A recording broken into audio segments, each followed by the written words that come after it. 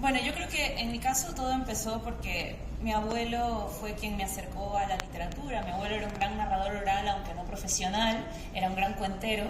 Y a la vez mi abuelo tenía una condición, él era esquizofrénico paranoide.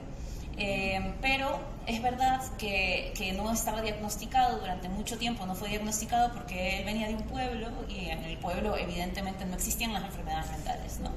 Ni siquiera se consideraba. Siempre todo el mundo leía a mi abuelo como que era un hombre muy celoso simplemente.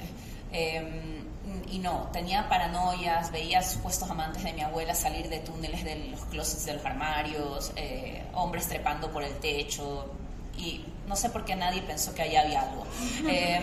Y bueno, la cosa es que mi abuelo venía todas las tardes a contarme historias, siempre fue una persona muy habilidosa para contar historias.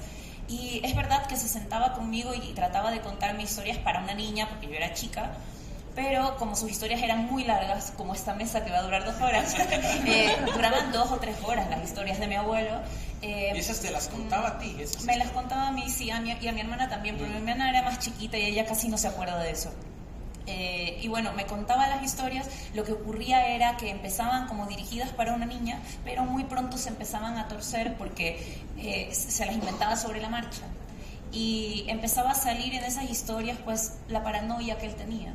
Y entonces sus historias realmente se oscurecían, hablando de la oscuridad, se oscurecían muy pronto y se torcían. Y además en los cuentos que él armaba empezaba a salir un poco pues de ese material autobiográfico, de su condición.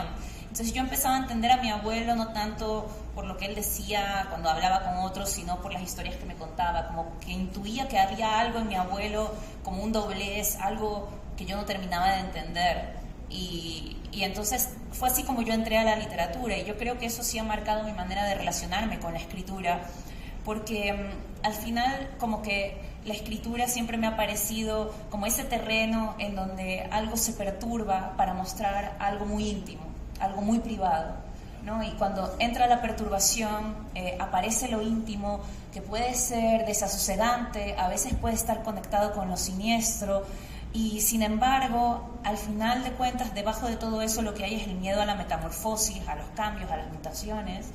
Y por eso me gusta mucho trabajar en la escritura con aconteceres monstruosos, que no siempre tienen que ver con que haya un monstruo de verdad, sino con cómo es muy fácil monstrificarse simplemente cuando el cuerpo o una persona de repente se desplaza un poquito de lo que contemplamos que es humanamente aceptable.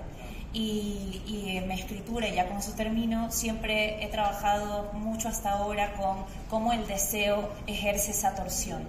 Cuando deseamos, de repente nuestros cuerpos cambian, incluso nos vemos haciendo cosas que no pensábamos jamás que íbamos a hacer, y me interesa cómo el deseo es capaz de monstrificarnos un poco a veces, no desde una monstrificación negativa, sino positiva, no como un acto de metamorfosis, de transformación, que otros lo ven como una anomalía, pero para ti es una especie de renacimiento del cuerpo, de resurgimiento de otro tipo de tactos, olfatos y escucha con respecto al mundo.